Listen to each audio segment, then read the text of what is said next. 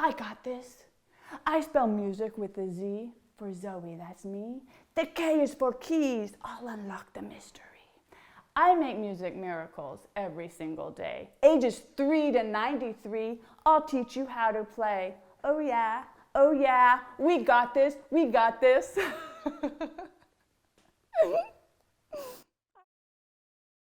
Hello, welcome back to my channel. I am the Muzik Mom. Music spelled Z for Ms. Zoe, that's me. K for keys, we're gonna unlock these to play these. Oh yeah, are you ready? Today's video, we are talking about 7 secrets to great hand position at the piano. So it's so important when you're starting a child or even yourself. I work with many parents that are taking a 3-year-old and training them on how to play piano. When you're taking a child who's very young, it is imperative that we try from the beginning to not allow them to get bad habits. I am a certified Suzuki teacher with over 25 years of teaching experience. I'm very blessed that in my training, I was trained with one of the top master teacher trainers in the world. I attended Dr. Kataoka's summer institutes in Atlanta when she came, and she worked side by side with Dr. Suzuki to put the piano method of piano to the violin approach that he developed that totally revolutionized the way children can learn classical music, now starting so young, like a language. So the technique points that I'm going to teach today, step by step, are really going to be a solid foundation for your child if you're going to be the practice partner for them as young as 3 years old. They have never been offered online in this format before, and I'm very excited now that any parent around the world will have free access to what many parents are paying $300 for registration fees for to get these wonderful lessons, because all of us want to nurture an early beginning for our child. And now there's a free way for you to do it. So buckle up. You're going to learn a lot really fast. So the first thing, even before I go into the 7 tips, is how to get ready in a natural way at the piano. A lot of parents or children will think, watch my arm. They're going to think the best way is to go like this from the hair. That's not actually, even though it seems like it's fine where you're starting on your lap and you're going up like this, it's an okay way to get ready, and it's done a lot. But occasionally, and when you're first starting, I want you as parents and you as adults to think of this way to get ready the first time at piano, because it will help to train your hand to become completely relaxed and in great alignment and excellent balance to play the piano. So it's called starting from above. I'm taking my arm, my right arm, and I'm raising it above my head, and I'm letting go of all the tension. And I want you to look at my hand like it's asleep. I've let go of all the stress of life, all of what's going around the world. It's saying bye-bye, and my hand is basically as relaxed as if it's asleep. That's how my fingers are. And now I'm going to slowly bring my hand down, and I'm going to rest it on the piano in this way. We're going to talk about what note I'm on and where to find it on the piano keyboard map in the next video. If you subscribe, you gotta subscribe. Right now I'm just talking about the natural way for the hand to get ready. So notice the hand is curved and gently setting. My shoulder is relaxed, and there's this nice flat position like this. It's almost like the hand sleeps and falls from above. Chiropractically, it's aligned very well. And there you have it. Notice that my wrist is not like this. Mountain wrist, monkey wrist. No, we don't want a monkey wrist. We want a Mozart wrist. Do you want a monkey wrist, or do you want a Mozart wrist? We know you want a Mozart wrist. So isn't this lovely? So there you have this wonderful natural hand position. It's just resting there. So that is the way to get ready from above. Occasionally, you don't have to do it every day this way, but I wanted to give you the overall picture of how you want to just relax and rest your shoulder and get this nice Beautiful position. Beautiful. So now that you are ready in a natural way with your beautiful soft curved hand here, I want to talk about the thumb. We have the thumb 1, 2, 3, 4, 5. 1, 2, 3, 4, and 5. That is our piano fingers, and I'm going to have a play along with me fun game that I do just with learning our finger numbers, and that's going to be in our play along series. So subscribe and you'll get to watch that. Right now I'm assuming that you can remember because you're super smart. 1, 2, 3, 4, 5. You got that because you're smart, because you're following me. Yes, you are. So yes, we're taking our thumb number 1, and the number 1 or the thumb in piano is the most difficult to get to move properly. And in the method that I'm teaching you, it's going to be the first finger that we always are going to play at the piano. We're going to use our thumb. So I want you to think of the thumb moving in the same way. Thumb is going to move sideways, and that is technique point number 1. Sideways thumb. It's not a natural way. When a child sits down at the piano, they're not going to want to move the thumb in this natural way, even though, if you can see, it's the way the thumb moves. It moves sideways towards the fingers. The child is not going to think that that's how it moves. This is what the child's going to do. They're going to take their thumb and they're going to make it very tight like this in a straight line, and then they're going to go on the keyboard, trust me, and they're going to go like this. They're going to play it pointed up with a lot of tension with their hand bent like this.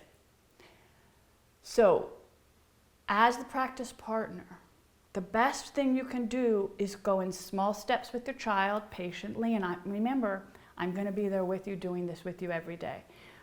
The thumb moves sideways, sideways thumb.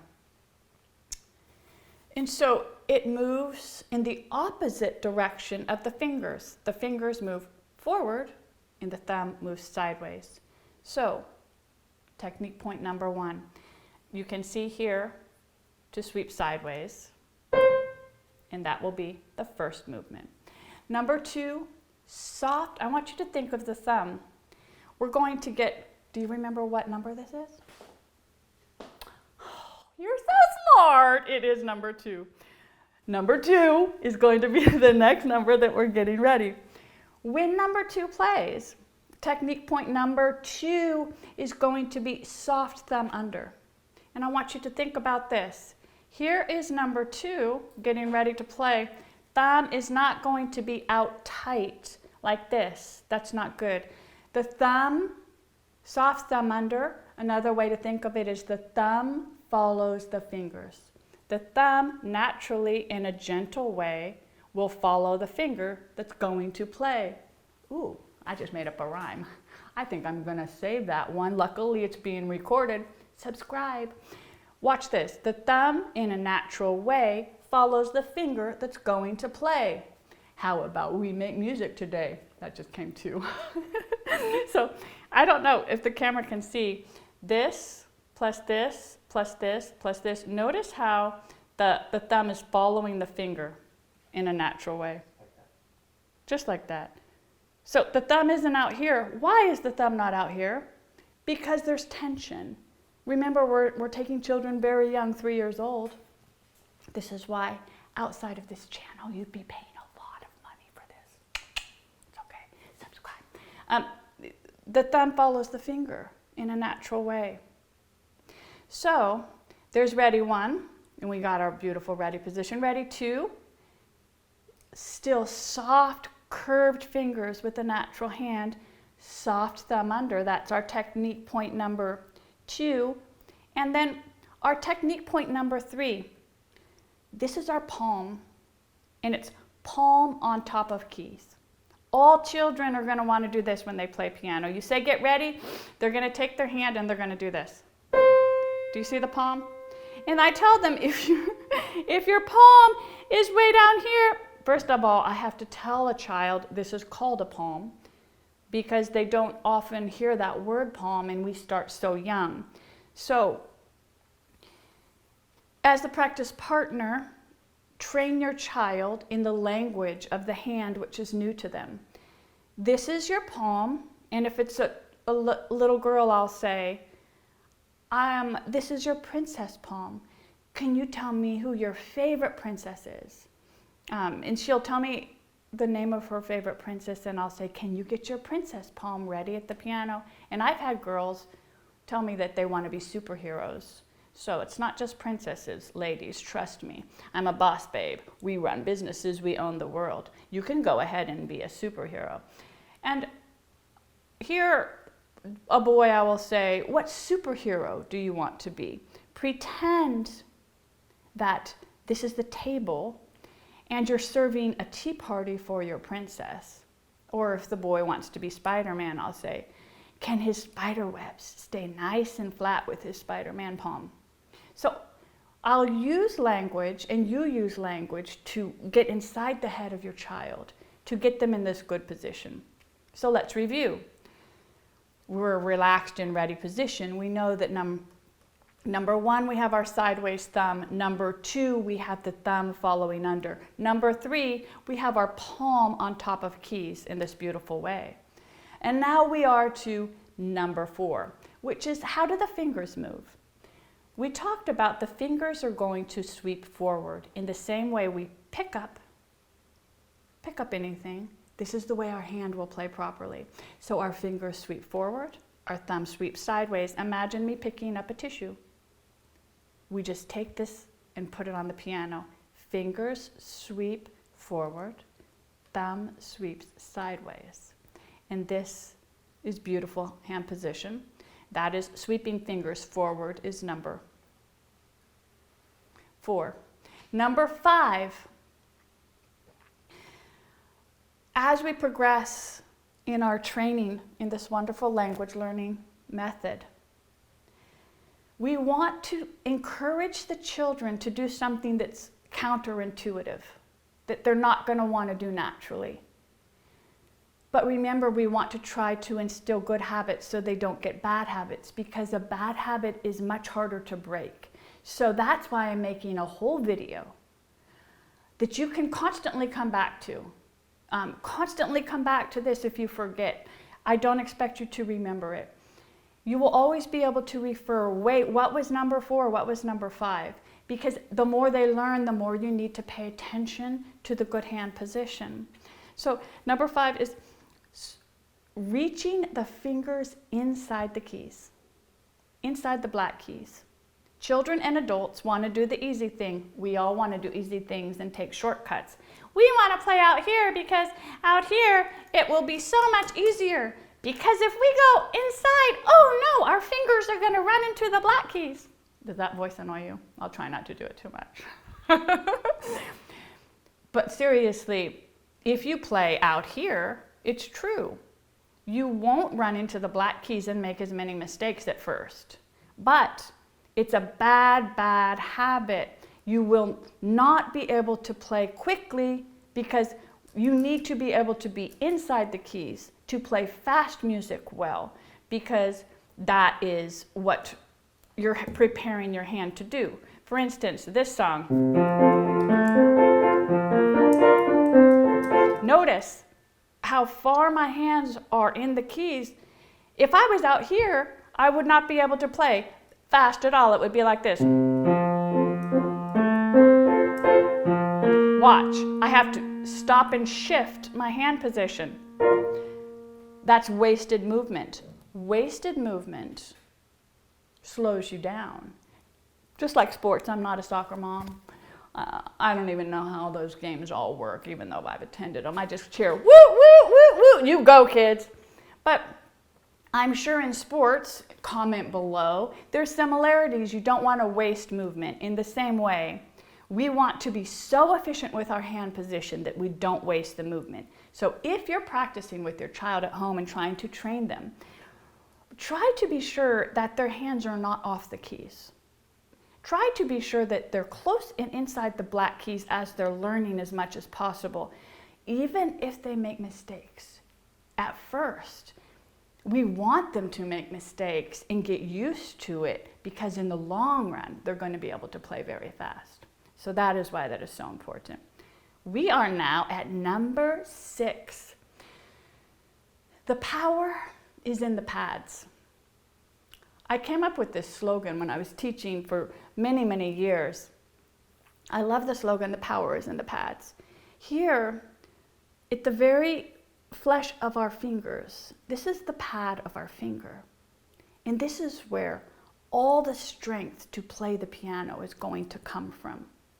We don't want it to come from our elbows, and we don't want it to come from our shoulders. We want it to all come from the pads of our fingers, because it will help us to not waste movement, and it will help all of the energy be transferred into one place so that we could train our children to play very, very well without wasting movement. And then they will get advanced quicker because they're not falling off the keys and their hands aren't doing this. So the power is in the pads, and we're going to train those pads to get the strength to play the keys.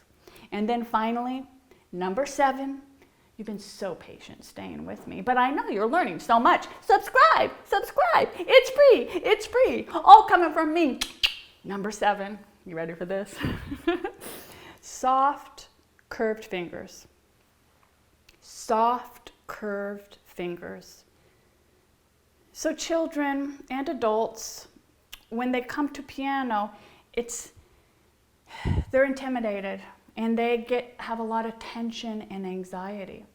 What a wonderful instrument to get them to let go of, to train them in an instrument to not only release the tension in their body, but also release the tension of the mind. So to gently encourage the child when they're playing to not play with a tight fist like this and this, but instead to have the soft curved fingers, just relaxed, just as if we were sleeping and we set our hand there. And those are the 7 tips, the 7 secret tips for perfect hand position for the piano. Thank you so much for watching today. Keep following and keep staying with me. We're almost ready to get started to learn to play. Refer back to this video because there's a lot of information that I gave you, and it's just a fabulous resource for anyone that's wanting to learn to play piano themselves as an adult, or especially start a very young child. And do not get discouraged, and let's say your child is very, very important that you pay attention to this end. Let's say you're working with your child with these 7 techniques and you're an overachiever like I am, and you want to try to get everything right, and you're noticing that, oh my goodness, you told them that the right way to play and they're not moving their thumb sideways, or maybe they're doing this. It's very, very tempting for you to tell the child at home, no, don't do that. Don't do that. Soft thumb sideways. No. Be careful. Soft curved fingers, because you're following my instructions. So I want you to think of the vocabulary of what you just said.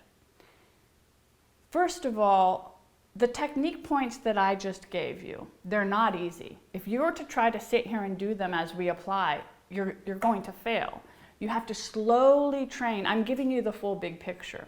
We're constantly trying to improve our technique. And so this is just overall what we're working on truly for a lifetime. I'm still mastering and trying to be sure that I'm focusing on my technique. So your child's not going to get it every day, but be careful with your vocabulary when you're training your child. Hold on, that's probably a whole nother video. But no, I mean, don't really hold on, but I will just say I probably will make a video about the importance of good psychology and how you speak with your child when you're practicing with them to not quit. If you want me to make a whole video on that, go ahead and put it in the comments below. For now, I need to say this and you need to listen very carefully. So I've just given you the 7 steps for getting ready at the piano. Those are great technique points and it's a lot of information. It's very important that you understand when you're working with yourself or your child, you're never going to get all these right away. This is a lifetime journey. I'm constantly still working on myself on how to get ready properly and doing self-checks. So when your young child doesn't get the thumb right away or they're doing this or that, I'm going to tell you something that's very important. You need to be careful with your vocabulary in this journey along the way. The vocabulary that you use with your child, to not discourage them. It's very instinctive that when they don't get it, you'll say this, no, no, not like that. Remember, always do it this way. And you're starting the sentence with a negative like no or don't. I want you to think that we are teaching in this video series the most complicated music that you could imagine to a child as young as 3. So we have to understand that they're not going to get it right away. If we correct them with negative words like no, and they hear that, they're going to internalize that they're actually not good at music. So what I want you to do instead, when they're not doing it the correct way, instead of saying negative words like no or don't, help them through modeling either in silence, taking their hand in gently, helping it be soft, or in a soft whisper say, like this, watch mommy, like this, watch daddy. So that they don't hear that negative reinforcement. Because as adults we know the language that is used, that we hear, is internalized and to affect our self-esteem. So because this is so much all at once, we have to have the understanding to be very positive. And if you want me to make a whole video on this, like the words and the vocabulary that we use with our children related to music, I could make a video on that. Hit that in the descriptions below. But for now, remember how important it is to reframe, do copying, allow them gently touching and helping them with their position, but avoid the negative language at all costs because we want them to know they are perfect. They are perfect just the way they are. Yes. And so am I if you subscribe below.